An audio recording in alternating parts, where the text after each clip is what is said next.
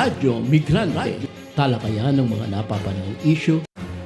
Radyo Migrante, talakayan ng mga napapanahong isyu na may kinalaman sa mga buhay ng mga migranteng Pilipino at pamilya. Radyo Migrante, Radyo. Oh, magandang gabi po sa inyo lahat habang hinihintay natin si Casalde kasi nagka-trouble siya ng konti sa computer. Inaayos niya yung kanyang equipment. So magandang gabi po sa inyo lahat. Nagbabalik po itong Radyo Migrante. Wala yung mga kasama natin sa Japan, busy sila. So busy po yung mga kasama natin sa Japan. Marami naman tayong pwedeng pag-usapan ngayong gabi. Dahil International Migrants Day Magandang gabi po sa inyo lahat. Ako po si Chat Di Maano mula po dito sa sa Migrante, South Korea, kasama ko. Magandang gabi po sa inyo lahat. Hi, Pastora. Hi, magandang gabi po. Ako ay guest taga-pagpagulo. Pagpagulo. Sumali po ako sa talakayan ngayong gabi para sa usapin ng mga manggagawang migrante sapagkat 160 years. Tama ba ho? 160 years. 16 years na ba? 160. 166 years. Oh, 160. Sipin mo yun, no? 166 years ng International Labor Day. International Labor Day. Wow, malupit. Malupit 'yon. International yung ganong klase ng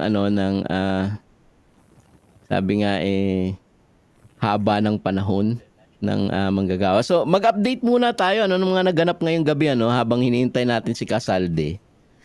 I-update natin kung ano ba yung naganap ngayong araw na ito. Una, nagkaroon po ng kilos protesta yung mga migrante kanina.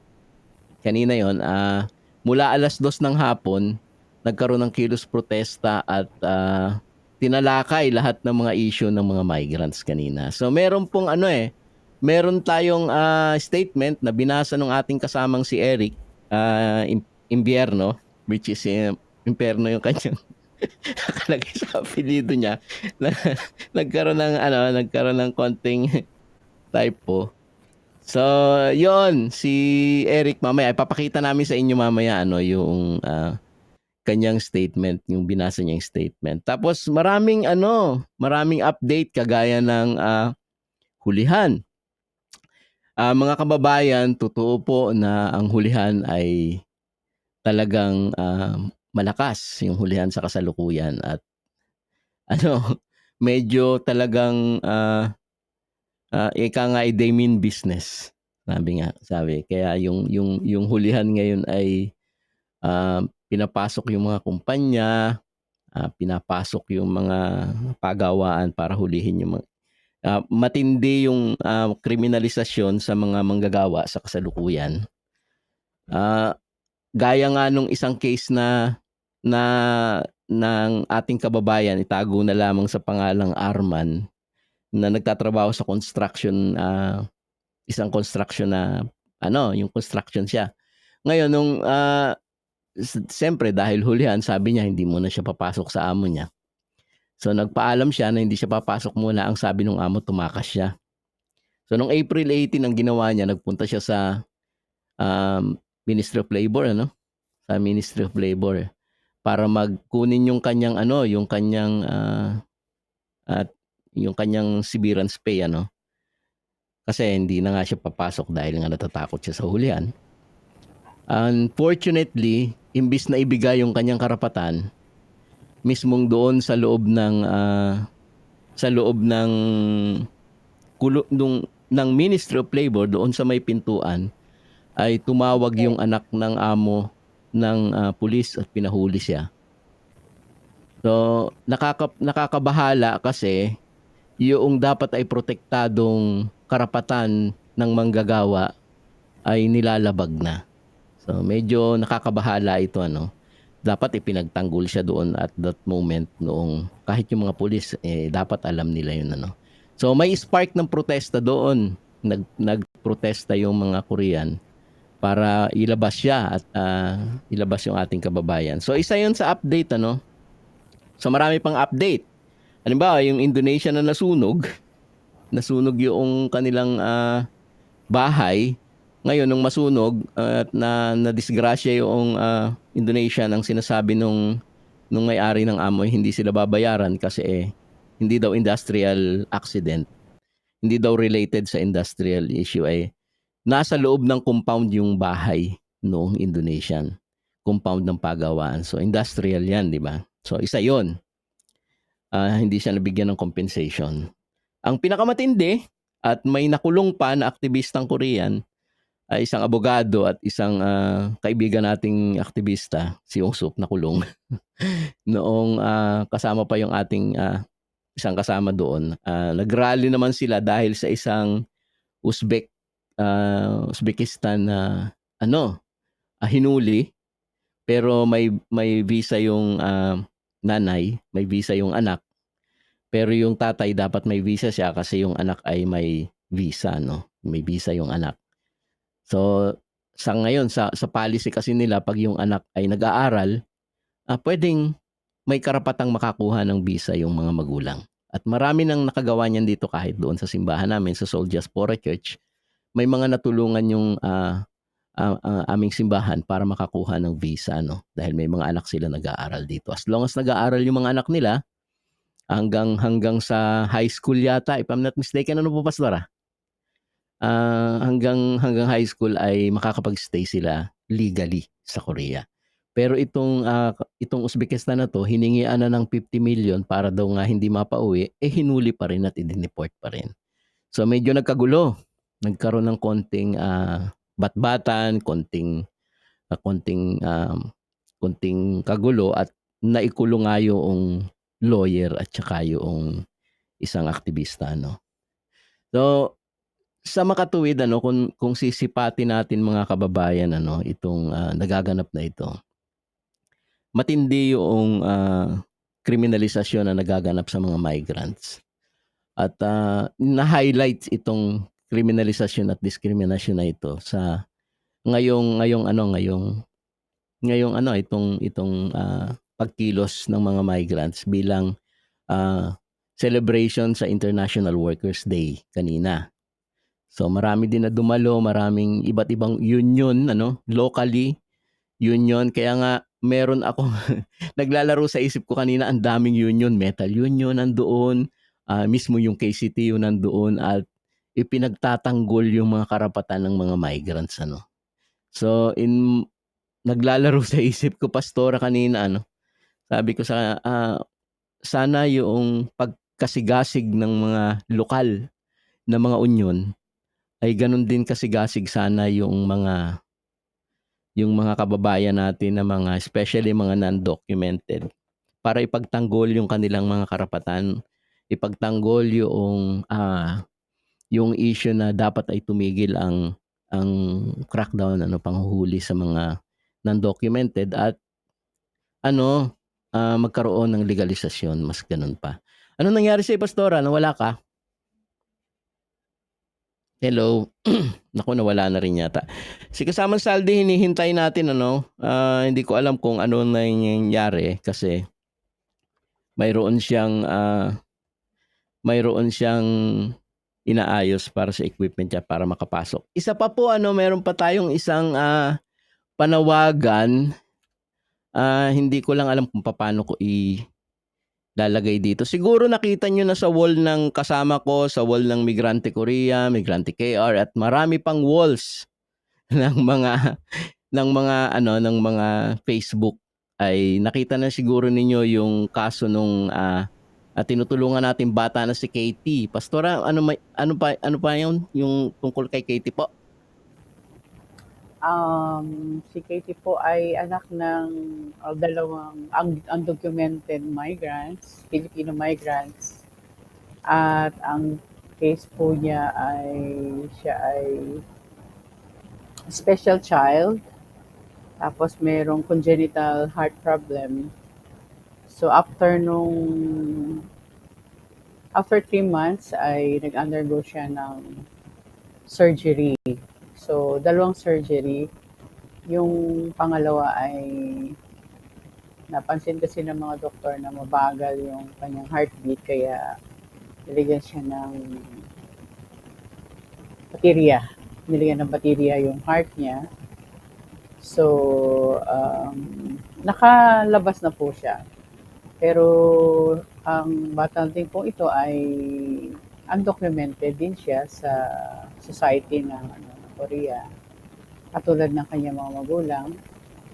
So yun, pero sa tulong ng mga kapwa imigrante, ng mga Koreanong kaibigan, sa simbahan ay ilabas na po siya. Pero dahil siya ay special child, at saka kailangan pa ng tuloy-tuloy na gamutan para sa kanyang heart, ganoon din sa kanyang pagtumungtong siya ng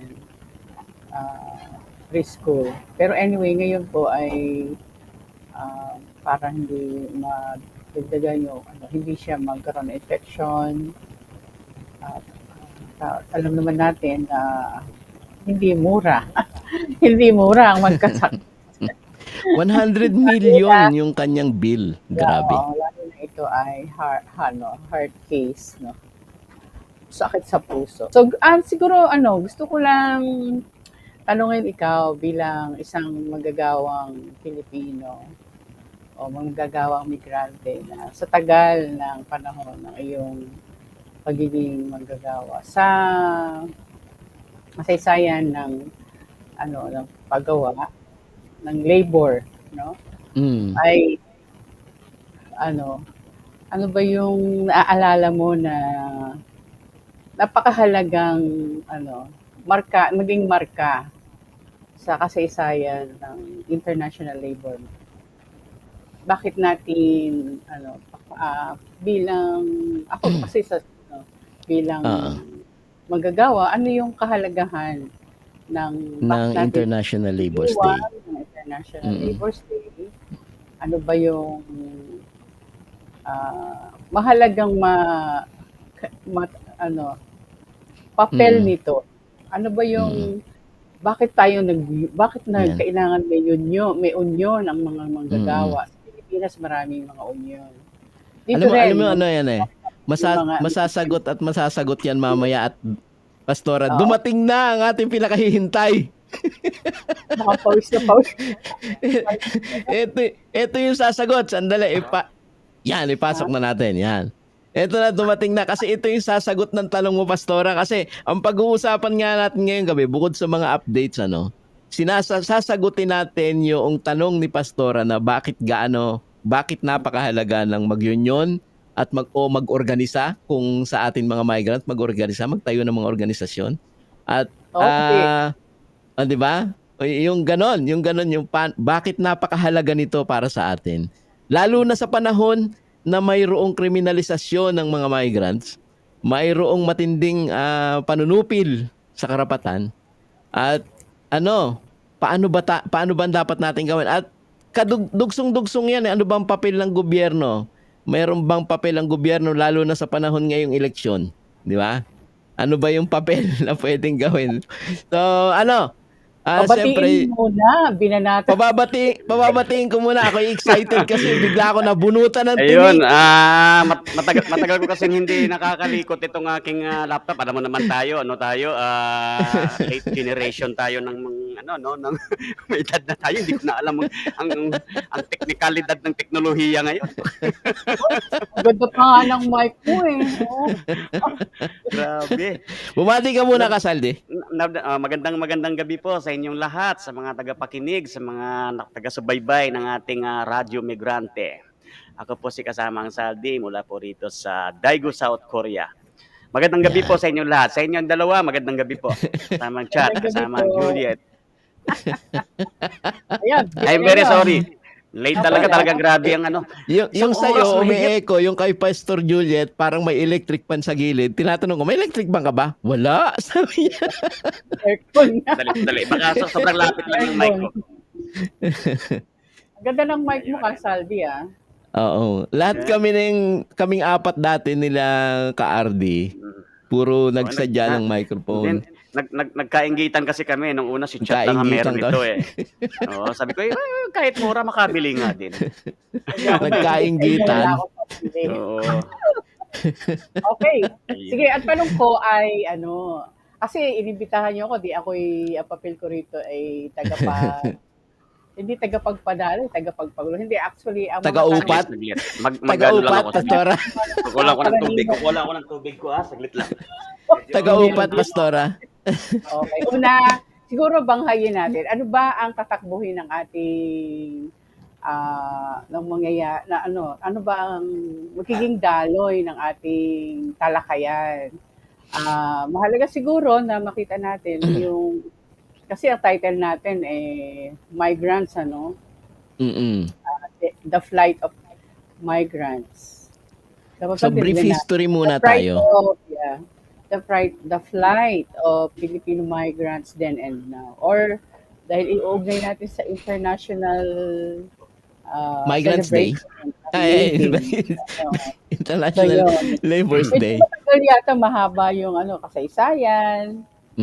Napakahalaga na ipasok talaga natin yung ganun eh. May tagumpay ba ang mga union? Meron ba, Kasaldi?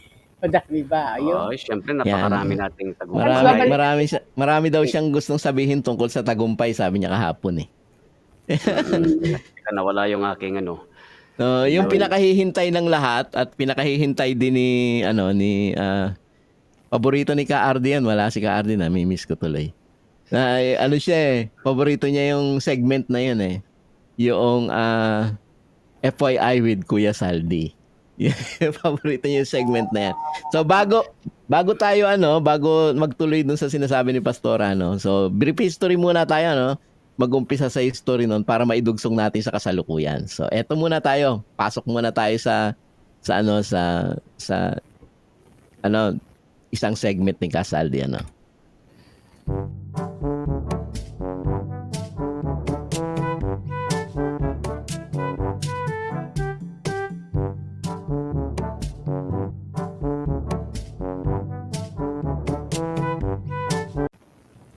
Okay. Ayun na. Ayan Nawala na. yata ako. Hindi, okay lang. Okay na. Okay, nawala yung yung aking screen dito eh. Pero naririnig naman ako, kaya okay lang. Mamaya ko nahanapin, baka kung ano pa mapindot ko. Ayun. Malapit na naman ang Mayo 1, no? Ilang araw na lang, bibilang na lang ng ilang araw, no? At pagdiriwang natin ang pandaigdigang araw ng paggawa. Darating na Mayo 1, 2025. Siyempre, trivia muna tayo, no?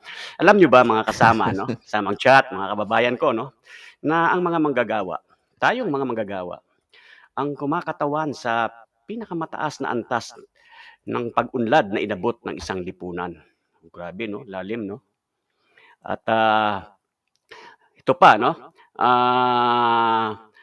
Siyempre, ang nabanggit kong yon ay pinatunayan lang ng pag-aaral ng siyensya sa development ng ating mga society mula sa primitibo komunal hanggang sa feudalismo, kapitalismo, at maging ang yugto ng sosyalismo at komunismo ay kinakatawan lagi ito ng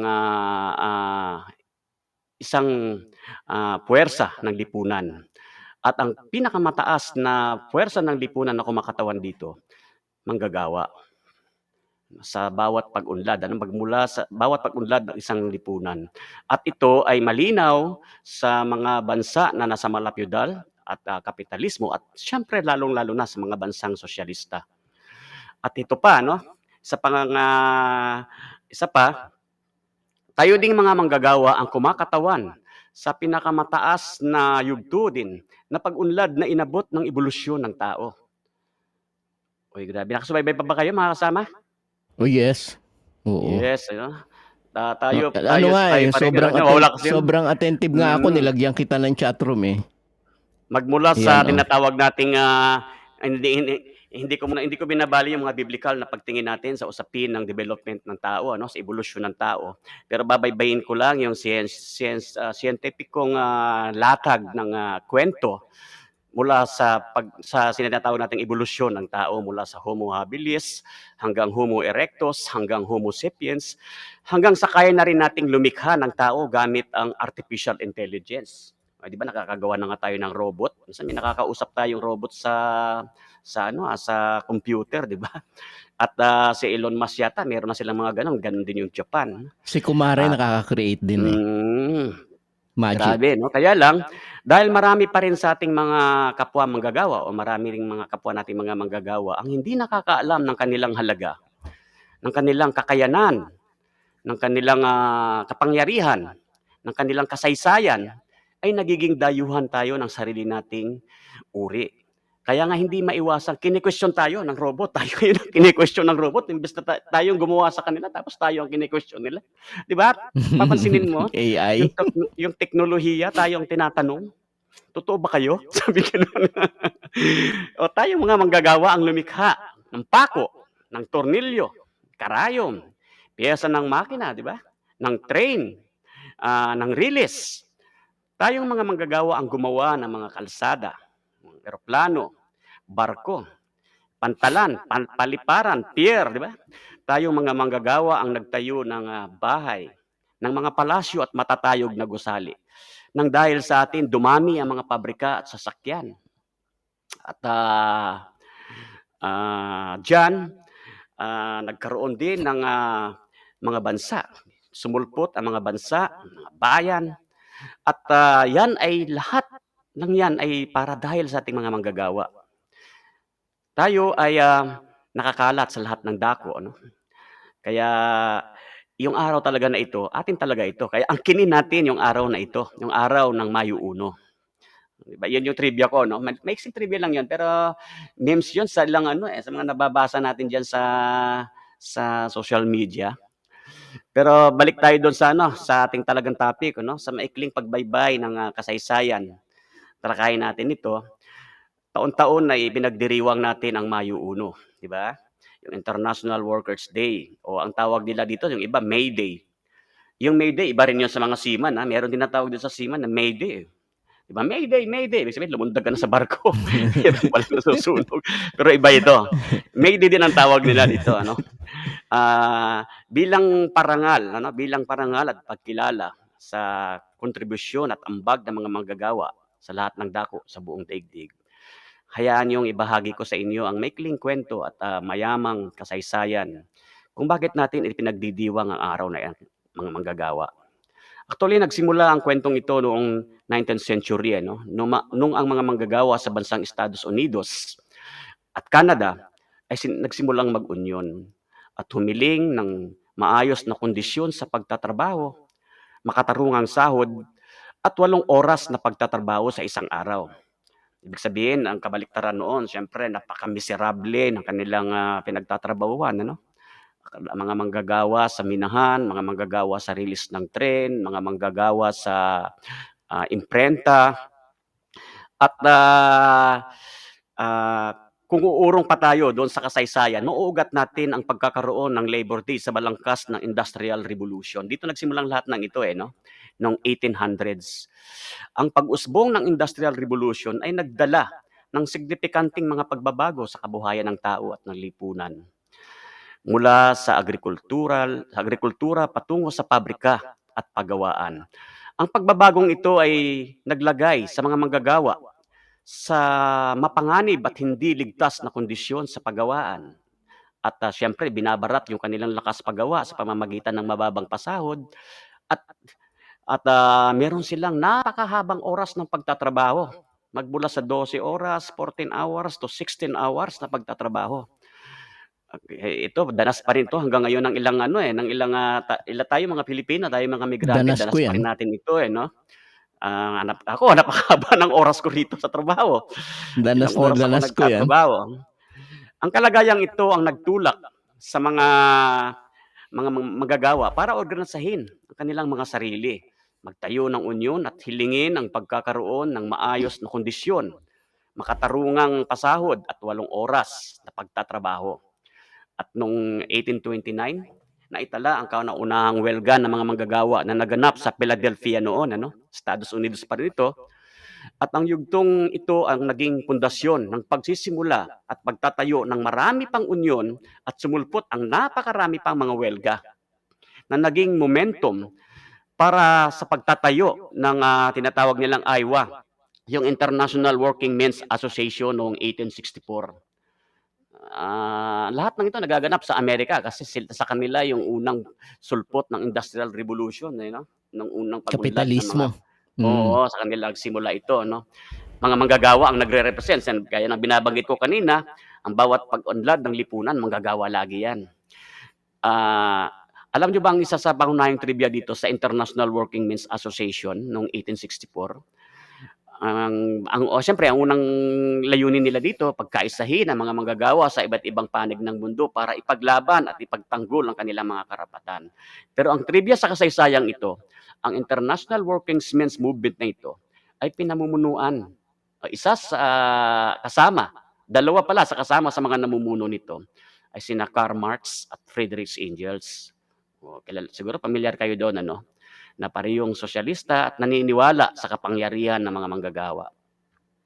At ito na nga, no? Noong 1884, nagkaroon ng kauna-unahang kumbensyon ng American Federation of Labor sa Chicago. At ang pangunahing hiling matapos ipasa ang resolusyon para ideklara o isabatas na dapat ang manggagawa ay nagtatrabaho lamang ng 8 oras sa isang araw. Ibig sabihin sa proseso, yung kanilang mga kahilingan ay hindi basta-basta hiniling na lang ito, no? Dumaan ito sa napakahabang proseso ng pagtitiis, paghihirap at pag-oorganisa para hilingin yung 8 oras na pagtatrabaho. At ito ay inaani natin Pakikibaka. ngayon, di ba? Oo, dumaan ito sa proseso ng pakikibaka, hindi ito hiniling, ano? Hindi ito basta na lang ibinigay din, ano? At dito din, pinanawagan nila na maglunsad ng pambansang welga noong Mayo 1 ng 1886.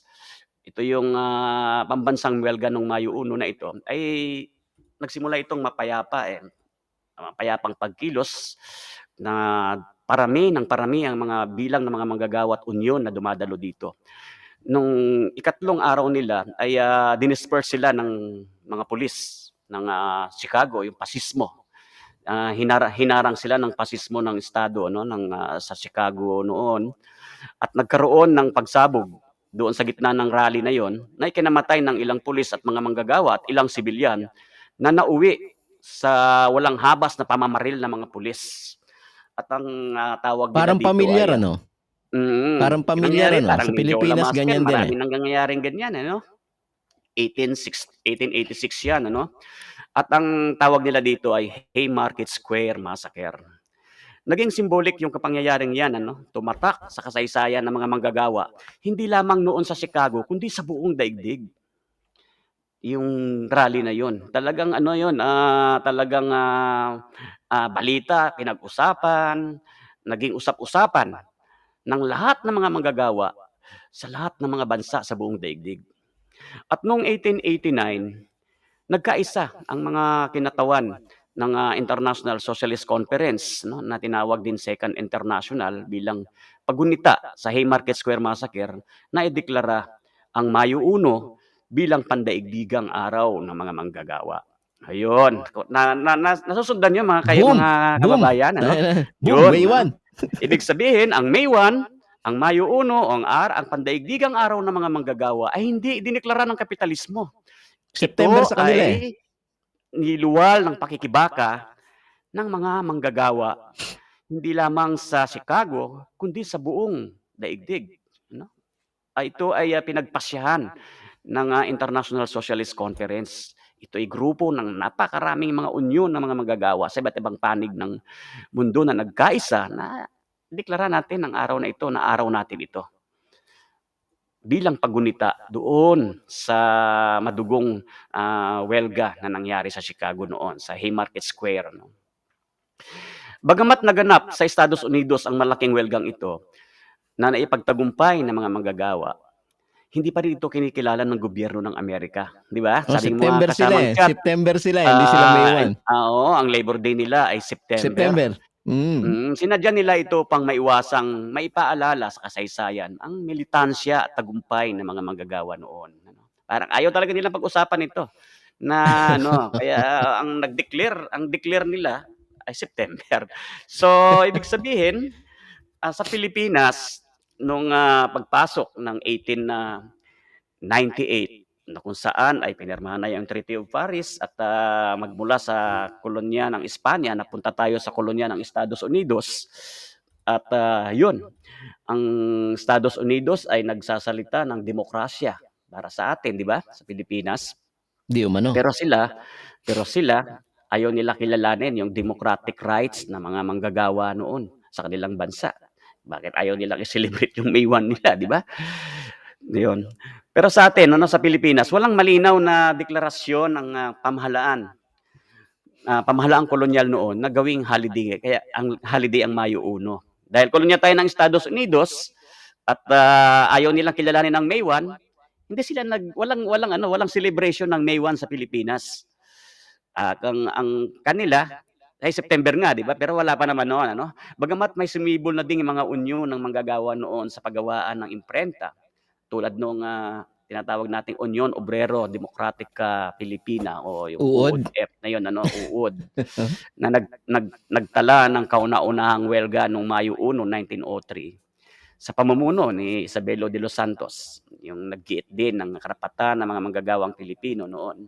Isa sa mga kilalang founder ng old Socialist Party, old Communist Party, Isabelo de los Santos. Kilala yan nung araw si Tandang Belo, Tatang Belo ang tawag dito sa kanya. Sa kasaysayan, batay doon sa kasaysayan, ang pagdiriwang ng pagkilala sa pandaigdigang araw ng mga manggagawa sa Pilipinas ay hindi idineklara din ng kolonyang Amerika, hindi idineklara ng kolonyang gobyerno, kundi iginiit din ito ng mga manggagawa. At mula sa kanilang mga pakikibaka, nakalipas ang ilang taon mula noong 1903, na nagwelga yung Union Obrero Democratica. Noong May 1, 1913 ay sinimulan na nating ipagdiwang ang May 1 bilang araw ng mga manggagawa. Pero walang formal na batas na ipasa ang gobyerno natin na ipagdiwang ito, At nagkaroon lamang nito noong 1987, nung panahon na ito ni Cory Aquino. At naisabatas ito at ginawang administrative code ng Pilipinas, naging opisyal na dineklara nila ito bilang isang opisyal na regular holiday. At lately parang sinusugan na ito ni BBM, Kunyari, makamanggagawa yung kanyang kasi pumapasok tayo ngayon sa politika na mayroong hidwaan at eleksyon, di ba? So, hindi natin alam kung ano ang mga motibo, pero malinaw naman sa atin kung ano ang mga motibo. Bagamat hindi nila binabanggit ito, pero alam naman natin kung ano talaga. So isa lang ibig sabihin nito, mahalaga ang okasyong ito para sa ating mga manggagawa, hindi lamang para ipagdiwang ang araw ng paggawa, kundi para ipagbunyi din ang ating mga pakikibaka. Ibig sabihin, ang celebration na ito ay celebration ng ating struggle, di ba? Ang pagkilala Yes. sa kahalagahan ng sama-samang pagkilos, di ba? Ang kahalagahan ng pag-oorganisa at pag-uunyon, at ang pangangailangan ng militansya. Di ba? Ang mga naipagtagumpay na welga ng mga manggagawa noon ay inaani ng lahat ng mga manggagawa sa buong mundo ngayon. Di ba? Huwag nilang itanggi sa kanilang mga sarili. Kung itinatanggi nila yan, ibig sabihin, hindi nila alam ang kasaysayan. Kung bakit mayroong 8 oras ng paggawa. Kung bakit May maternity leave. kung bakit nagkaroon ng maternity leave. Bakit nagkaroon tayo ng tinatawag na security of tenure. Ganung mga konsepto. Ang kaligtasan sa seguridad sa trabaho, tamang pasahod. Nagkaroon tayo ng napakarami ng mga batas na pumapabor sa interes nating mga manggagawa. Lahat ng yan ay resulta ng mga pakikibaka ng manggagawa. Hindi yan ibinigay, hindi yan ipinanikluhod ng mga manggagawa, kundi ipinaglaban, dumaan sa pawis, Dugo at pawis. dumaan yan Buhay sa na ibinuwis. buhay, Bagamat sa Pilipinas unti-unti kung di man tuluyang winawasak ng mga kapitalista at ng pasismo ng Estado ang mga naipagtagumpay nating ito, Yun, ibig sabihin binabaliwala nila yung security of tenure dahil lumaganap na ang Mm. kontraktualisasyon, 'di ba? Sa Pilipinas, dinadanas at nire-red tag ang mga unyon. Ano, dinadahas at nire-red tag ang mga unyon. At lalo pang bumababa ang halaga ng sweldo ng mga manggagawa. Mm. Kung tutusin, 'di ba, sa research ng Ibon Foundation, yung ₱645 na minimum wage, kung 5 kayo sa isang pamilya, kahit ano mang formula ng 1,216. matematika, oh, 645, 'di ba? Ang ano ngayon, 600 plus ang yung ano, minimum hindi wage, pa oh. umabot sa kalahati ng Ayan ay 1,216. sa National Capital Region, yung mga nasa probinsya, nasa Mindanao, hindi gano'n, Mm. ano, mas mababa pa diyan. Kaya nga ang ating, across the board na panawagan ay ₱1,200, 'di ba, yung nationwide na panawagan. Exactly. Across the At board yun. hindi ito pampayaman kundi nakakabuhay na sahod lang, yung hindi sobra, hindi rin sakto, basta nakakabuhay lang, parang gano'n lang ano, yung Tsaka panawagan na ito, economically 'no? economically ano Yes, siya, viable. ibig sabihin, sa antas ng inflation ngayon, yung sahod ng mga manggagawa ngayon pababa ng pababa yung kaniyang halaga, pababa ng pababa yung kakayanan nitong ipambili. 'Di ba? Purchasing Kaya power. kaya unti-unti winawasak yung ating winawasak yung mga tagumpay noon ng mga unyon, winawasak nila ito. Ngayon, sa diwa ng 1886 Haymarket Square na pakikibaka ng mga manggagawa, sa diwa ng pakikibaka ng Union Obrero Demokratika de Pilipina noong 1903, at siyempre sa hindi matatawarang militanteng kasaysayan ng Kilusang Mayo 1 mula pa noong 1980 hanggang sa kasalukuyan, patuloy natin sana na panghawakan yung prinsipyo ng tunay, palaban, at makabayang unyonismo. Siyempre, ang paglaban ng mga manggagawa para tuloy natin ulit sa 8 oras kasi sumosobra na sa 8 oras, para sa 8 oras na paggawa, para sa tamang sahod, para sa seguridad sa trabaho. Ang laban na ito ay laban hindi lamang para sa, ah, ng laban ng mga manggagawa, kundi laban ito para pabagsakin ang, ang paghahari ng kolonya at ng, gobyernong, sumasang-ayon sa ganitong sistema, yung ating, kasalukuyang malakolonyal at malapyudal na economic structure. Siyang, Okey. nagpapahirap lalo sa ating mga manggagawa. Meron pa akong Okey. na maidadagdag dito, nitong kamakailan lang ay nagpataw ng 17% tariff sa Pilipinas ang gobyerno ni Trump, At dito Ooh. narinig ko yung pahayag ni Senate President Jesus Escudero nitong nakaraan sa interview niya sa ANC, kung, nakakaapekto ba daw sa ating ekonomiya yung ganito. Tapos ang sabi niya, ang sagot niya dun, hindi naman daw, ang pangunahing export naman daw natin ay hindi daw produkto, kundi, human resources, kundi manggagawa, F that. OFW. F that.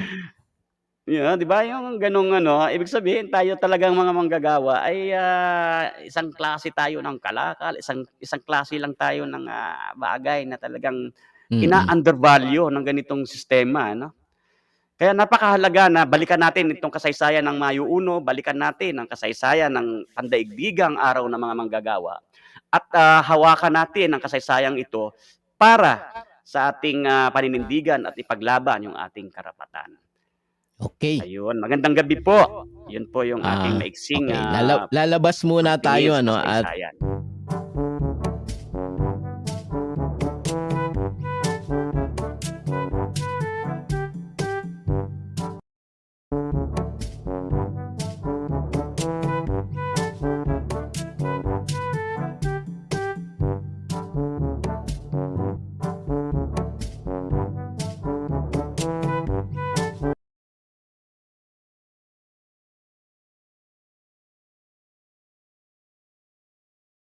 Kasamang chat, kasamang Juliet, ayan. napakasilang ng aking kwento, naihabol ko kahit papaano.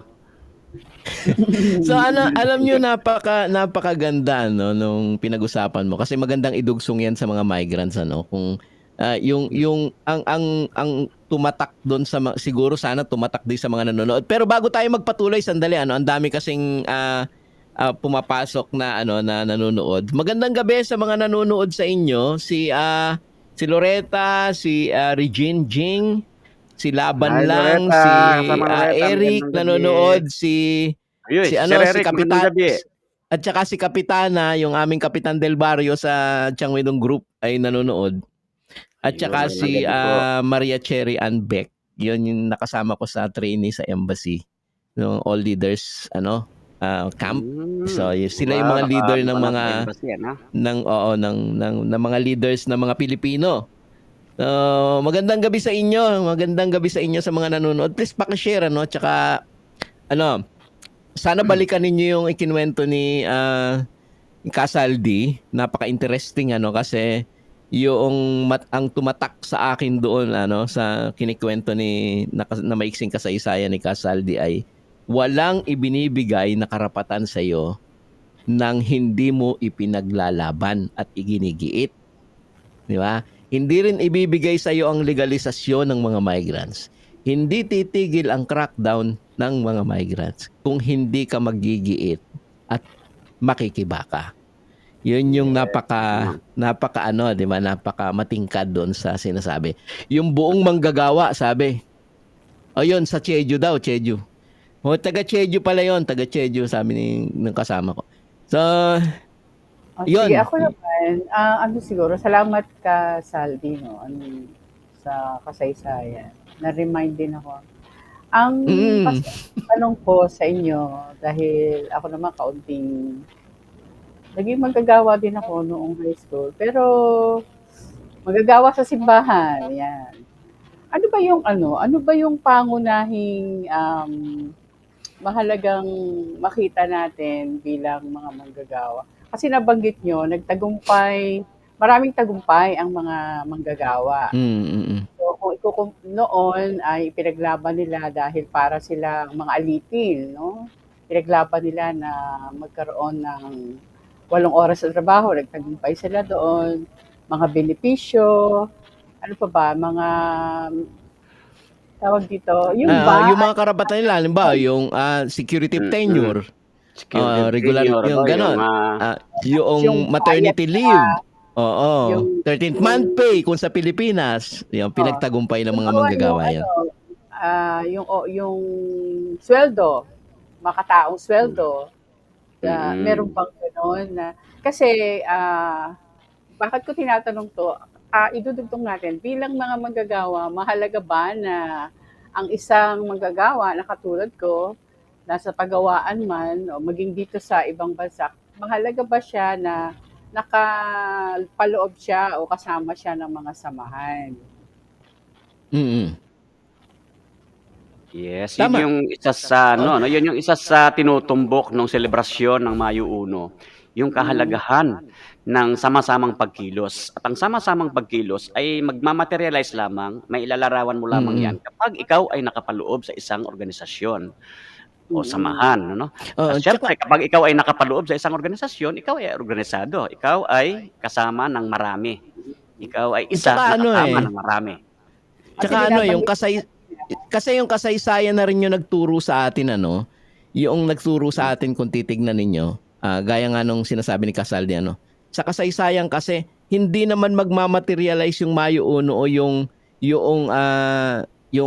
8 hours work kung hindi sila nag-organisa Hindi sila nagkaisa Ibinuwis nga nila yung dugo nila yung buhay nila nagkamasakir nga 'di ba? Kaya napakaliwanag din na dapat nating suhayan yung ganoong klase ng pakikibaka, yung pagkakaisa, yung matinding pagkakaisa, 'di ba? Napakalinaw na dapat kung ikaw ay isang migrants, dapat nakapaloob ka sa isang organisasyon o sa isang union. Kasi nagsisilbing mo yan Yan yung nagsisilbing mong kalasag Kasi kung nakahiwalay ka, kasi tuloy-tuloy naman yung pagsasamantala ng ng kapitalista sa mga manggagawa Ngayon, kung ang pag-uusapan naman ay sahod, dapat ba na may makabubuhay na sahod? Yes, of course, kasi dapat yung manggagawa ay nakakaagapay kung ang pag-uusapan ay sa modernong panahon sa inflation rate, di ba? Sa Oh, okay. inflation, nakakaagapay siya dapat. Hindi Tap- ubrang yung manggagawa ay napakababa ng sahod samantalang yung bilihin ay napakataas. Gutom talaga ang mangyayari at talagang magluluwal yan ng pagigiit at paglaban at pagtanong sa sarili mo, bakit ganito? Bakit ganito ang sistemang umiiral sa kasalukuyan? So maganda kasing makita natin na ang mga manggagawa, ang unang magandang makita nila na sa loob mismo ng paggawaan ay kayo'y sama-samang gumagawa. So given Yes yung po. unity, di ba? Mm-mm. So kasi yung unity riyan, dahil organisado kayo sa loob, di ba? Meron kayong kanya-kanya Exactly. gawain. Tapos yung produkto nyo Yes. ay produkto ng lahat. 'Yon. Kaya Mm. sa loob ng paggawaan, merong practice, no? May practice, May praktika na ng organisadong pagkilos. Eka nga. hindi lang doon, hindi napapansin ng mga manggagawa na merong pagsasamantala. Halimbawa, Mm. may kanya-kanya kayong ginagawa.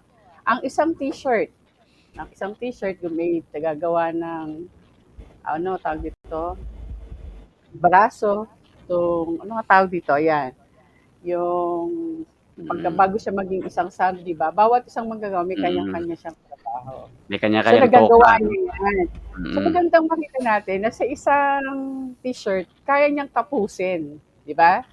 Tapos pagka binenta mo yung t-shirt ng may-ari, ang bayad sa iyo halimbawa 10 piso, lahat kayo naghati-hati sa 10 piso. Di ba? Yung buong yung kasi yung palakad sa loob ng maganda kasing makita natin na gano'n, na yung pagsasamantala ng tuon, na kayo ang gumawa Tantos ng bilang mga pagsasamantala sa manggagawa, produkto. oo. Tapos Mm. yung sweldo nyo ay mas mahal yung produkto na ginawa nyo, pero malaki ang naging ambag nyo doon sa produkto. Exactly. Kaya napakahalaga, kaya kasi sinasabi natin na ang isang manggagawa ay ang lakas niya, ang lakas paggawa niya, yun yung kanyang kapital. Di ba? Exactly. Tama ba? Migrants, So, ganun. yung lakas paggawa niya, binibenta niya yon. At ang lakas paggawa niya, oras, di ba? Talino niya, husay niya. Napapagsamantala ka taon. sa oras. Oo. So, Mm. magandang, halimbawa, ang tinakda ng batas ay 10 piso kada oras. So, mahalaga na alam mo bilang manggagawa na yun yung karapatan mo. Na hindi, okay lang kasi okay lang ako na Survival ka eh. So yung mga pinaglalaban, di ba may sinabi kayong may tagumpay na laban ng oras, yan ba ay hanggang ngayon ay dito sa inyong karanasan binabanggit nyo nga na hindi natutupad. So, pero sa kasaysayan ng migrants dito sa Korea, may mga naipagtagumpay na malalaking labanan, kumbaga. Marami na ring naipagtagumpay. Halimbawa, nakita natin nung araw na yung trainee system ay hindi mabuti at talagang napaka-oppressive. So talagang nag-aklas yung mga manggagawa, yung mga migrants kasama yung lokal at talagang nagpunta sa kalye at iginiit na i-abolish ito at palitan. Bagamat ang panawagan natin noon ay working permit system na, pero ang inabot lang ng labanan ay nagkaroon ng EPS Sana hindi humihinto dun yung labanan kasi kung titingnan natin yung EPS ngayon, napaka-oppressive pa rin ng sistema sa EPS. Gaya nung halimbawa, nililimitahan nila sa isang lugar, yung mga migrants hindi na siya pwede mag-transfer sa ibang probinsya, something like that, yung mga usapin na yon. So sabi nung kasama ko, batiin nga din pala, nanonood din pala si Marisa Conde, taga Jeju. Friend din natin yan, nakasama ko rin yan sa migrant, yung pinuntahan namin dati Marisa, na magandang embassy. gabi. Si Marisa. Oo. So, pinadalan ko rin yan ng solicitation ng ating bata na So, bago tayo... balik tayo doon. Balik tayo. At kasi Sige. ako panggulo nyo eh. Ang ano ko Hindi, doon, sa totoo lang, ang tawag dito, nakalimutan. Ang napakahalaga no, na ang isang pinakamahalagang usapin ng manggagawa, nakakailangang may puwersa, may lakas, may mm, pagkakaisa, at hindi kaya ng iisang tao na labanan yung pagsasamantala. Kaya napakahalaga na exactly. meron tayong nakikipagkaisa tayo sa iba pang mga manggagawa. Hindi lamang Yes. maganda rin kung yung loob ng Tama pagawaan po ninyo 'yun. ay meron kayong samahan o may union o meron kayong Mm. ano tawag doon. Kasi Y- yun, yun yung O sa datos ng sa konserbatibong datos mismo ng Department of Labor sa Pilipinas, meron tayong konserbatibong tansya din sila na 52 million na bilang ng mga manggagawa sa Pilipinas. Hindi na natin tutumbukin kung anong klaseng mga manggagawa ito, informal, formal, kung sila ba ay kasama sa bilang yung mga tawag dito 6 months, 5 months, yung mga contractual. Basta 52 million na bilang ng mga manggagawa. At sa 52 million na ito, meron daw 6 na milyon na nakapaloob sa mga union. for Hindi na rin God's natin sake. tatanungin kung anong klase ng mga union nito, no? Napaka-conservative nun, Pero ang datos napakaliit ng bilang ng ng mga organisadong mamamayan. manggagawa, ng mga manggagawang mayroon silang napapaloobang mga union kaysa doon sa bilang ng mga manggagawa na walang hindi organisado, walang organisasyon, walang samahan. Kaya isa lang 52, yung datos na ito ay nagpapatunay lamang kung bakit napakadali nating wasakin, bakit hindi maipatupad yung regularisasyon, bakit hindi natin makamit kaagad yung tamang pasahod, bakit hindi natin kaagad hindi na ibibigay kaagad yung ating mga kahilingan bilang mga manggagawa. Kasi isa lang ang ibig sabihin nun, hindi tayo organisado, Okay. maliit. Isipin mo iniisip ko kasi agad-agad sabi mo 52 million. So 52 52 million. million Datos ng yan, minus ng 6 Department of minus Labor 6 yan, million. Ibig sabihin more or less meron ka mga 45 million na hindi organisadong pinagsasamantalahang mga mamamayan Yes, na ganun, pinaghuhugutan ng milyon-milyon at libu-libong mga migrants na magiging political nagiging tawag dito economic refugee. Kasi yung migrants economic refugee yan eh. Hindi ka naman aalis sa inyo kung maganda yung buhay mo. Di ba? Kung maganda yung sahod mo. Kung nakakasapat yung sahod mo, hindi ka naman aalis. So kaya economic refugee ka talaga pagdating mo dito. Pagdating mo dito, economic refugee ka na, pinagsasamantalahan ka pa. Pagkatapos ngayon, kinikriminalize ka pa.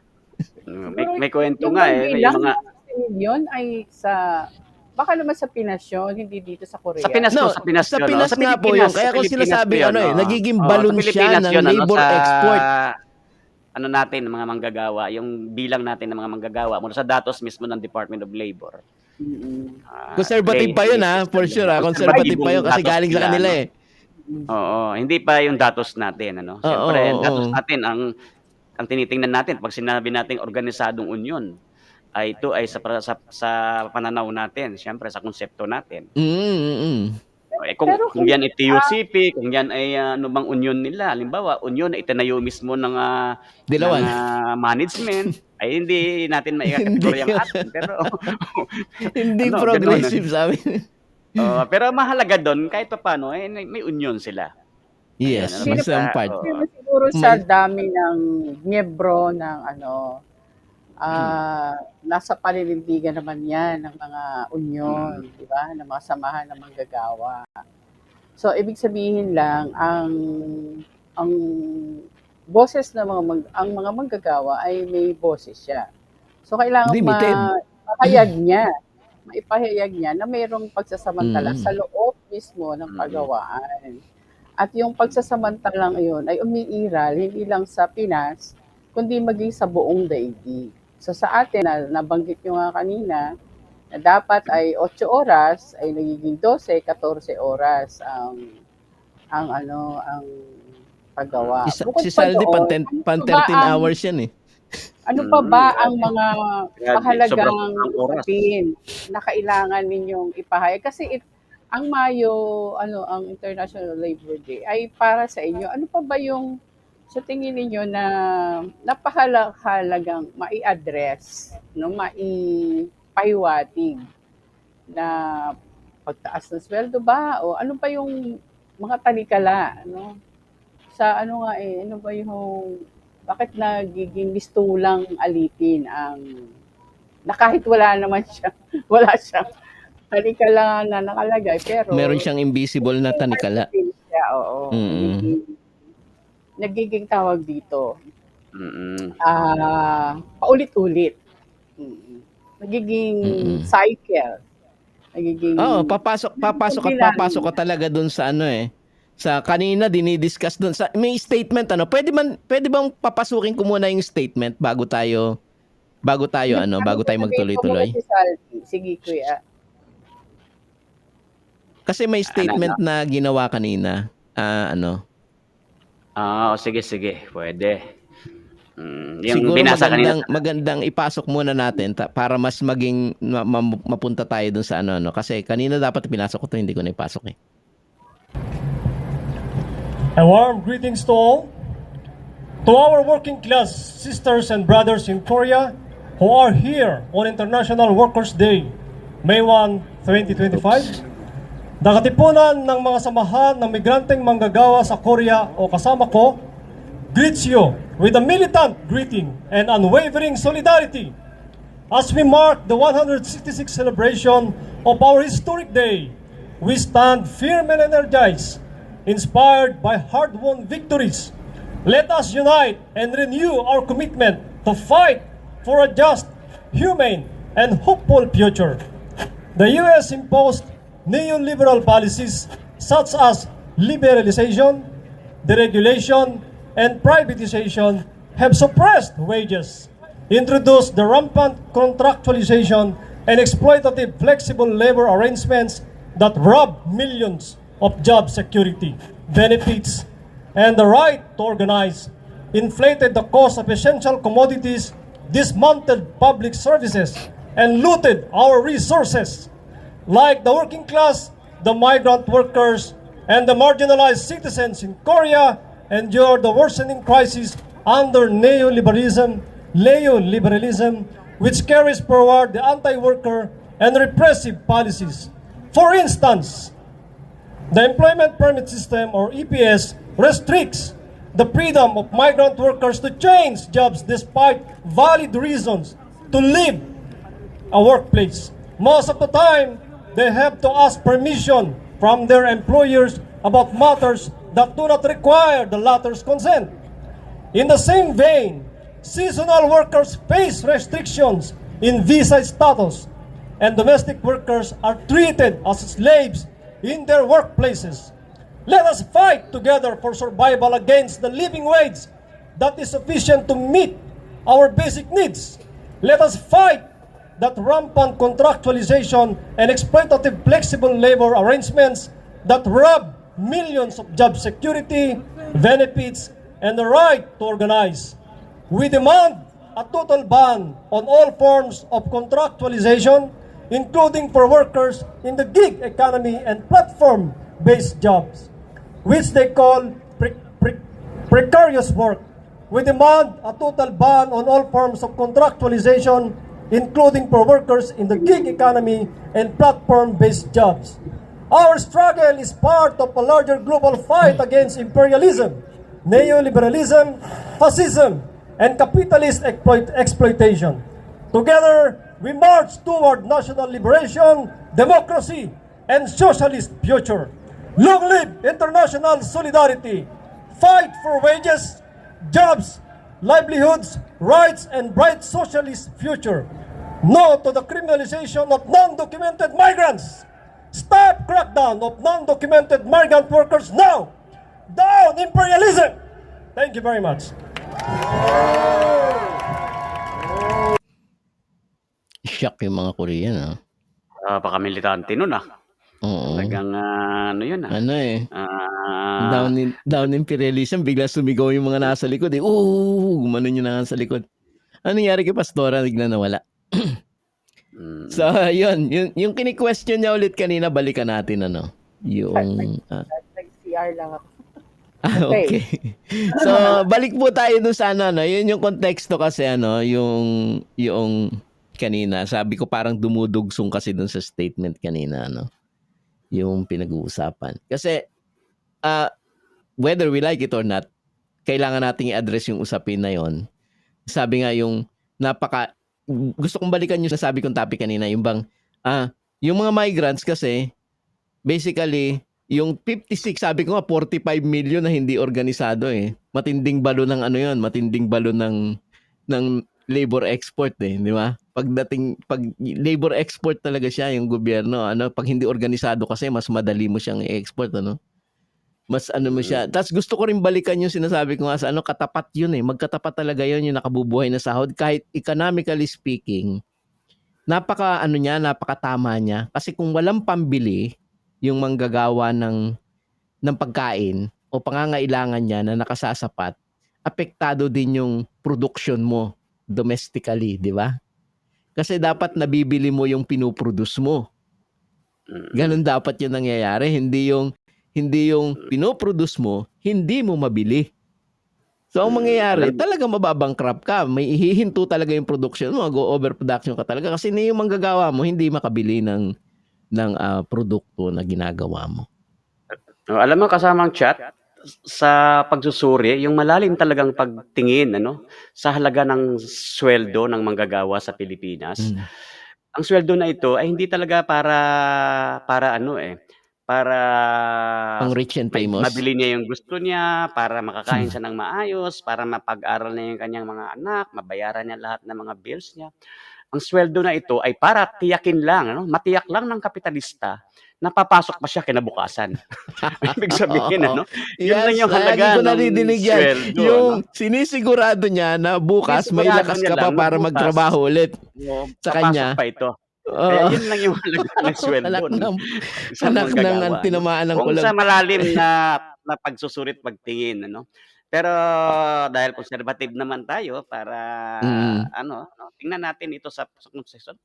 Meron akong 2 anak na pinag-aaral, nangungupahan ako ng bahay at, kumakain kami, may binabayaran akong tubig, kuryente, internet, At, lahat ng 'yon ay, dito ko kukunin sa 645, daily wage ko, So, alam naman natin siguro Wag mo nang kung wag mo nang kulang isipin wag mo kasi nang pamasahe tinatanong pa ko lang pa ba kung kulang ito, tama ito, 'di ba? Oo. Tingnan natin ito sa antas at, hindi pa natin dito binabanggit yung, Oo. kung gaano katindi yung inflation sa Pilipinas. Kaya ang mga bagay na ito Oo, ay isang pabago-bago mm, eh. Tapos ang inflation iba-iba pa rin. May inflation sa mm. pagkain, 'di ba? May inflation sa iba-iba pa siya eh. Yung yung yung halaga ng mga bilihin, Oo, oo. So, ito yung mga dahilan at mga basic na dahilan, kung bakit kailangan talaga nating organisahin yung ating mga sarili. Hindi lamang para ipaglaban yung yung 8 oras na paggawa, yung security of tenure, Oh, yung maiksi yun eh, hindi lamang maiksi. Oo, napakaano yan. maiksi. At ang lahat ng ito ay nakabalangkas doon sa istruktura ng isang klase ng, Oo. lipunan na kung saan ang pamantayan, ang may kontrol, ang dominante ay yung mga batas ng kapitalismo na siyang pinangangalagaan ng ating Mm. gobyerno. So, Mm. Mm. napakahaba at napakasinsi, ng pakikibaka ng mga manggagawa. Napakadami pang mga challenges, Yung obstacle na kailangan niyang igpawan para talagang mm. mabakbak natin Mm. o maibagsak natin yung ganitong klaseng sistema. At, hindi natin ito magagawa kung hindi tayo Lalaban. hindi natin organisahin, hindi tayo lalaban. Ito yung diwa ng militansya ng pagdiriwang natin ng Mayo 1. Ang Yung pinagdidiwang natin dito ay yung militansya, ay yung pakikibaka. mm. Ang kahalagahan nito kung bakit kailangan hanggang ngayon ay valid pa rin Mm. ito. Akalain mo 1886, 1889 diniklara nila yung formal na holiday ng May 1. Hanggang ngayon yun pa rin ang issue. 'Di ba? Hanggang ngayon yun Kasi pa rin ang issue natin. kanina nakita ninyo yung binabasa ni Eric ano? Binabasa ni Eric kanina tungkol sa usapin ng neoliberal na policy sa Pilipinas, 'di ba? Yun yung binabasa niya.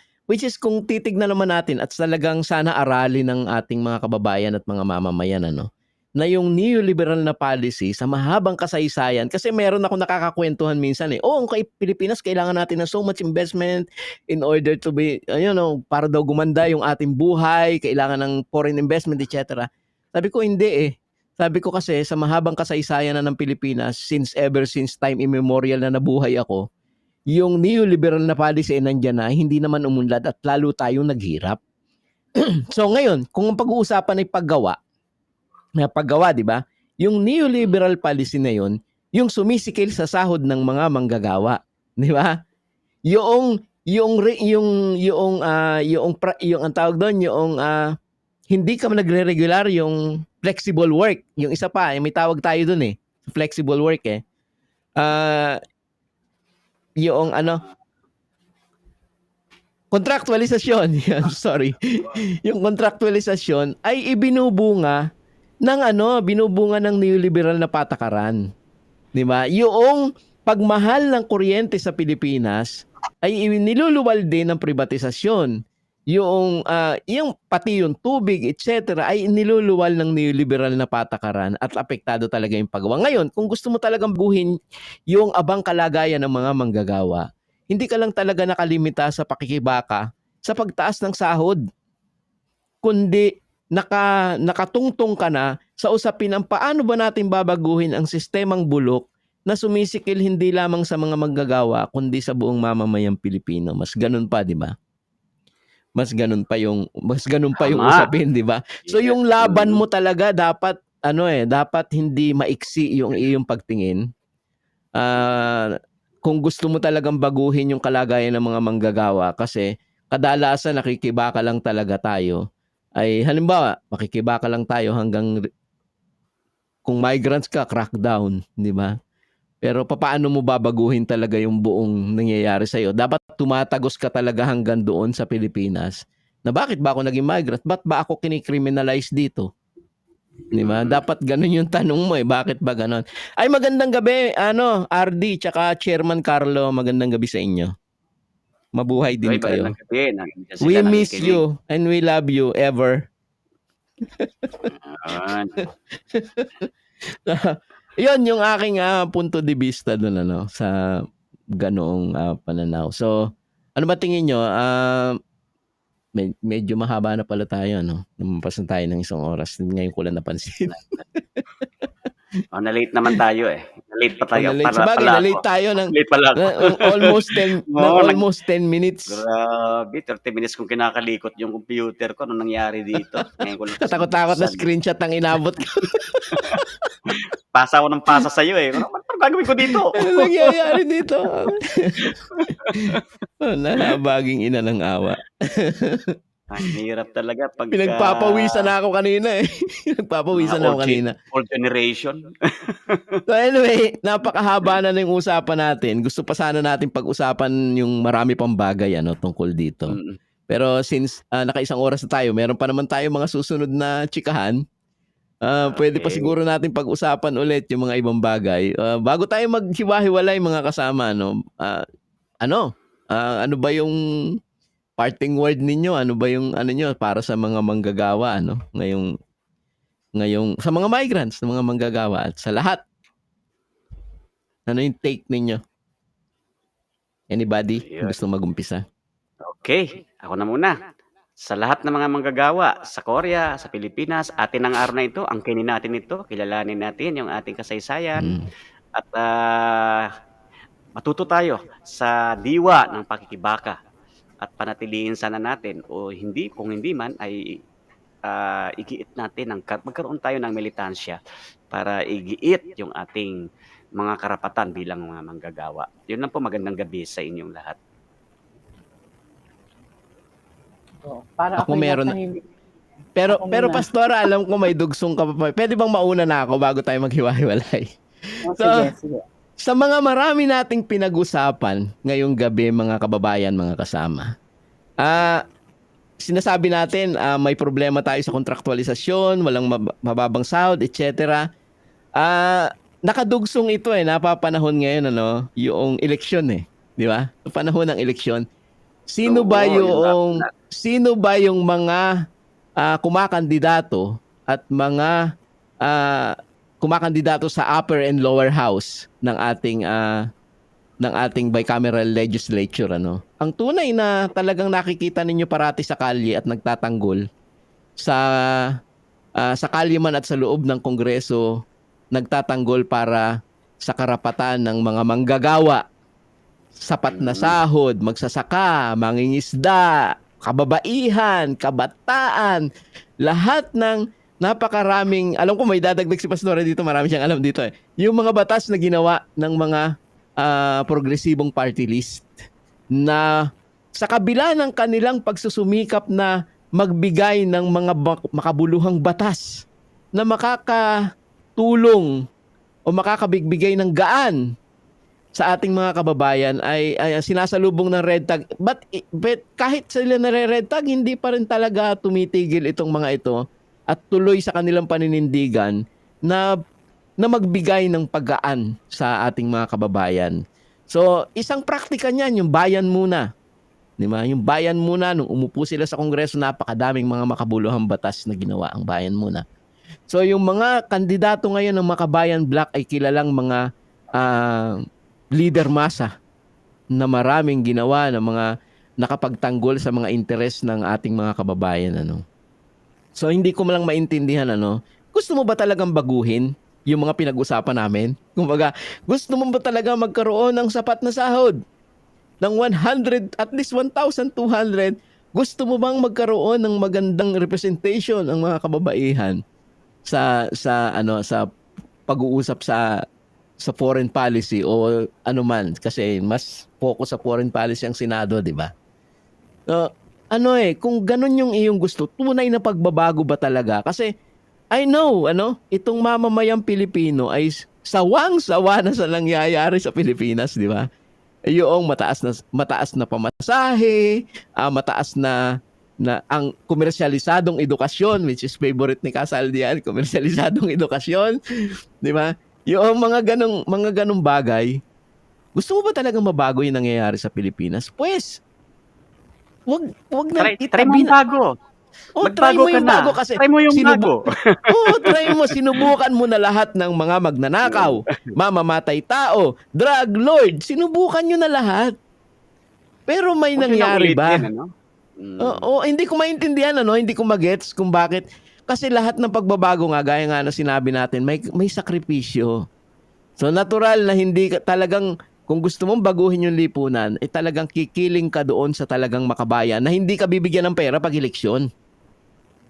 Di ba? Hindi ka nila pupuntahan at bibilihin yung iyong boto. Ang kaya nilang ibigay sa iyo ay praktika nila. Sa mahabang kasaysayan ng buhay nila, sila ay nakibaka at nagtanggol para sa interes mo, ng lolo mo, ng nanay mo, ng kapatid mo, ng ate mo, di ba?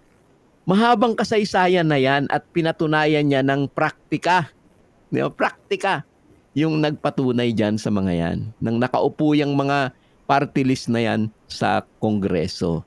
Gusto mo ba talaga magbago yung Pilipinas? Kasi puro kayo reklamo. Nakikita ko sa sa social media, ang dami nagreklamo, ang taas-taas ng presyo ng kuryente, and yet ayaw mo lumabas sa kalye at sabihin mo na sumama ka sa mga nagpo-protesta na i-abolish ang Energy Power Industry Reform Act, yung IPIRA, na pinag-uusapan natin kanina na ibinunga yun ng deregulation ng power industry. Di ba? Yung ang consistent na nakikibaka dyan ay ang mga nakikita ninyong yan na nire-red tag sa kasalukuyan, yung mga kababayan. So, kung talagang gusto mong magbago, sabi nga ni Casaldi, try mo naman yung mga iba. Kasi sinubukan mo na lahat Di ba? Sa mahabang panahon ng kasaysayan, kinagisnan mo na itong mga traditional na politician na puro bulero at mga magnanakaw, ay sinubukan nyo na lahat yung mga style ng mga yan, wala pa rin nangyari. Eto ngayon, itong mga ito, may praktika na. Nagkaroon nga ng tumaas nga yung pensyon ng mga nanay at tatay niyo sa SS nung sila yung umupo eh. O, di ba? Napakarami ng praktika na naipakita sa inyo and yet ayaw nyo pa rin makinig. This is the time. Ito na yung panahon. Panahon ng eleksyon, gusto ninyong mayroong kaunting pagbabagong paggaan sa inyo.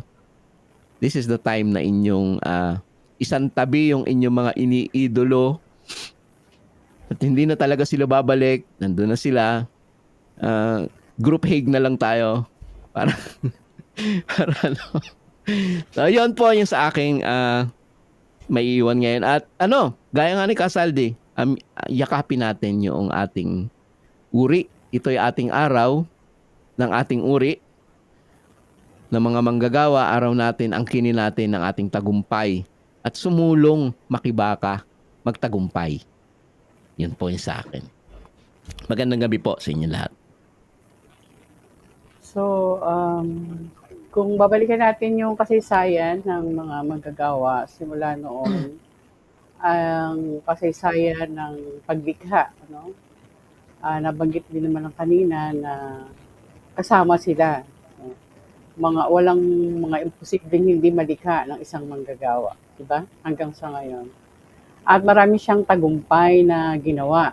Maraming sa mga sama-samang pagkilos ng mga unyon at samahan ng mga manggagawa, ang mga tagumpay nito ay, ang isa doon ay yung 8 oras sa trabaho, ng mga benepisyo, at sinasabi natin na kailanman ay hindi bibigay ng mga kapitalista sa silver platter ang ating mga kahilingan. Kinakailangan itong ipag-iitan, no, ipaglaban, at yung iba nga ay hanggang kamatayan. So, binagit ni Kasaldi na malaki talaga ang porsyento ng mga manggagawa. 60 million sa Pilipinas. Tapos kakaunti yung mga naghaharing uri. So, ibig sabihin, malakas siya kung sama-samang kumikilos, no, at na isang organisadong mga samahan. Kaya lang, umuulit-ulit yung kasaysayan na banggit nyo yun, nananatili pa rin ang pagsasamantala, no? Nananatili pa rin na kinakailangan mong igiit at ipaglaban hanggang kamatayan ang mga benepisyo. Dapat din talaga nating makita bilang mga manggagawa, tayo, ano ba yung papel ng ating gobyerno sa lahat ng ito? Sinusulong niya ba binibigyan niya ba ng trabaho ang malaking bilang ng walang trabaho sa Pilipinas? So kaya malaki talaga ang migrasyon, no? At marami din ang kumakagat kahit sila ay contractual, sige lang. 'Di ba? Di ba pagsasamantala 'yon? Dito kahit sila ay seasonal na 5 na buwan hanggang 7 buwan, okay na 'yon kasi Korea, ibang bansa. May pagsasamantala doon kahit sa mga EPS may pagsasamantala. So ang mga talikala ng mga manggagawa, bagamat hindi siya nakikita, ang mga talikala, yung pagsasamantala na kailanman ay hindi siya maaalis hangga't hindi natin ito ipinaglalaban. Yung sistemang structural, yung sabi kanina, layer reviews. Kasi yan yung struktura na mas komplikado, no? At nakaugatya sa mga polisiya ng bayan. At yung malaki ang papel ng mga politiko na ating iboboto sa darating na halalan. Dahil sila, ang trabaho nila ay gumawa ng batas. Gumawa ng batas na magpoprotekta sa mamamayan. Hindi gagawa ng batas para suhayan yung mga naghaharing ulit nagsasamantala. So sa mga manggagawa na narito sa Korea at nasa bansang Pilipinas, tingnan natin na tayo ay narito o tayo ay lumabas ng bansa dahil walang trabaho sa atin sa Pilipinas. Pananagutan yun ng ating gobyerno. No? Isa sa mga nakakalimutan natin, yung panagutin sila. Hindi lamang sa magkaroon tayo ng trabaho, kundi katulad na banggit kanina, yung mga nahuling, undocumented. Ano ba yung pananagutan ng mga ng mga agency ng ating gobyerno na narito sa Pilipinas, anong ginagawa nila? Nakakalungkot kasi katulad nung sinasabi ni Bibi, hanggang ngayon wala pa silang natatanggap na tulong mula sa Embahada ng Pilipinas para sa isang batang may And yet sakit. pinakinabangan sila, di ba? Yung mga Pilipino, ayaw din na lang Ang pumunta gobyerno. sa ating embassy. Bakit? Nasasayang lang ang oras. Wala naman talagang nangyayari. So nakakapangilabot na meron tayong mga meron tayong bansa na tinuturing. No? Okay na lang sana na wala kang bansa eh. Pero meron tayong bansang pinanggalingan. Sabi natin, we are citizens of the Philippines. Pero and yet wala silang pakialam sa atin. Di ba? Ano ba? Kaya yun ang dapat na makita natin bilang mga manggagawa. Lagi nating idudugtong. Bukod doon sa yung mga panawagan natin, makabubuhay na sweldo, 1,000, magkano? 1,216. 1,216. Parang tumaas na uli eh. Nationwide. Parang tumaas na uli eh. Oo, yung makabubuhay yun. Saka yun, kung tayo ay makakapagsweldo ng ganyan, mga minimum of 22,000 a month, ang Mer- request, 40,000. Ang sabi mo meron sa siyang mga ang teachers, tawag, ang meron siyang panimula konsensya. na dapat ay 50, di ba? Yun ang narinig ko sa act teachers na sinabmit nila na itaas. So palagay ko wala nang lalabas sa ating bansa. Wala. Sino ba naman ang gustong manira dito? Napakalungkot. Mataas din ang presyo ng They mga have no bilihin idea how dito. much, Ang mga how lonely bahay it is. din. So yung mga dream din, mga Korean dream, American dream, mawawala Binu- yan bin- kung ang Pilipinas mismo, sa loob mismo ng ating bayan, ay meron tayong hanap buhay, sweldong makabubuhay, at benepisyo para sa lahat ng manggagawa. Yung 60 million, yun nga lang mga bilyonaryo, bigyan lang tayo ng 2 milyon. Di ba, okay. At bigyan tayo ng maayos na trabaho. Wala, palagay ko wala. Walang Bigay lang sila ng lalabas. sapat na sahod eh. Malamang malaking Walang pagbabago na eh. lalabas. Bigay lang nila yung 1,200. Sa mga, kasi ang idealista kasi ang nasa loob ng simbahan eh. Kayo konkreto. Kaya bilang mga magagawa, maging konkreto rin tayo sa ating mga maliliit na gawain. Halimbawa, ano ba ang tagumpay ng ating kasama ko? No, yung mga maliliit na tagumpay niya, bahagi siya ng lahat ng pakikibaka ng mga manggagawa dito. At marami silang ipanalong mga policy no ng mga Koreano. At pero kailangan hindi lang yung tumitigil. Parang t-shirt yan eh. Ngayon puti, so susunod Hindi siya design na. Hindi siya parang Susunod ningas kugon. ibang kulay na. Ganun yun. So, kailangan nagdi-develop, nag-i-evolve. Ganun din yung ating pakikibaka. Ganun din yung ating pakikisalamuha. Kaya napakahalaga na tayo maging bahagi ng mga samahan. At Yun yung magmumulat sa'yo kasi, yung samahan eh. Yun yung dahil hindi magmumulat naman talaga tayo eh. pakikinggan kung tayo lang ang mag-isa. Mas Exact. malakas ang ating boses kung tayo sama-sama. So yun yung aking natutunan Ayan. sa aking pagsama dito sa inyo. Actually, marami pa akong mga tanong, kaya lang wala Meron na meron pa tayong another, lumampas na tayo ng oras eh. So next time po mga kababayan, maraming Next salamat time, sa marami inyo lahat tayong sa mga nanood, nag-share. Maraming salamat sa inyo. Gusto pa sana namin, kaya lang hindi na kami pinahihintulutan pa kasi magwa 1 hour and 30 minutes na kami chichikahan. So 1 oras lang yung target namin, lumampas kami. So maraming salamat po sa inyong mga nanood. Please paki-share, paki-like at paki-subscribe na rin para naman gumanda-ganda. Nananawagan pa rin po ako sa ng tulong at panalangin at tulong sa kay Katie na isang bata na kailangan para sa kanyang kalusugan,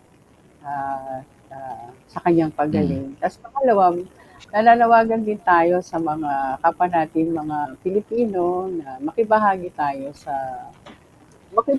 sumama tayo sa iba't ibang mga pagkilos o kaya mga samahan na makakapagpabuti ng kalagayan natin bilang mga manggagawang Pilipino na nandito sa Korea. At huwag din natin kalimutan yung mga mga panawagan sa atin sa Pilipinas. Huwag po natin kalimutan yung ating paboritong numero, 59 po sa Balota, Makabayan. Ay, bayan muna. At ang Bayan muna Makabayan 59. Tapos yung Makabayan Black nandun naman, ipinopost naman namin. Tsaka samantalahin ko na rin bago tayo maghiwa-hiwalay. Thank you very much nga pala kay Press Richard Magsino kanina nagpupulong pala yung kanilang kabisig organisasyon sa Tegu at inilapag niya sa pulong at nag-video chat kami sa mga member niya yung kondisyon ni Katie kasi binigyan natin siya ng solicitation at papaabot na lang kung ano yung tulong. Sabi ko, pinaliwanag ko rin naman kung bakit kanina nag-video chat kami ni Press Richard Yun ang gusto ko kay Press Richard, mabilis pagdating sa mga sa mga ganyang bagay, hindi siya maramot. At magandang yun. Maasahan mo yan. Oo, magandang Maasahan mo presidente yan. yung gano'n na talagang nagbibigay ng bibigay ng oras. Maraming salamat. lapitan. Shout out kay Press Salamat po sa Richard lahat ng Magsino. tumulong kay Katie. Salamat. Salamat po. So goodbye, good night at see you next time. Night. Maraming Good salamat. night. Ingat kayo Bye. mga kasama. Magandang gabi sa inyo. Bye.